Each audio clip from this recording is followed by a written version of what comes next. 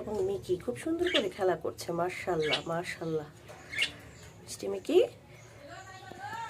এখানে একটা face mask আছে। ফেস মাস্কটা ছোট বোন বললো আপু তুমি অ্যাপ্লাই করবে স্কিনে, তো আজকে অ্যাপ্লাই করব, স্কিনে দিব, যত্ন নিব। আর আপনারাও কিন্তু অবশ্যই নিজের যত্নটা নেবেন, নিজের যত্ন নিতে হবে, সুস্থ থাকতে হবে সবাইকেই। মাস্কটা অনেক ভালো ফেস মাস্ক।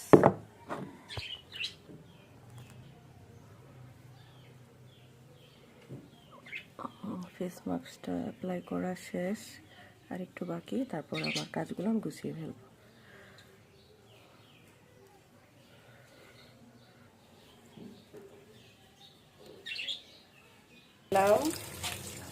রান্নাঘরে এখানে আছে ধনিয়া পাতা, আমার বাবা ফ্রেশ ধনিয়া পাতা নিয়ে এসেছেন, আর এখানে আছে নানা রকম সবজি দিয়ে রান্না করা হবে।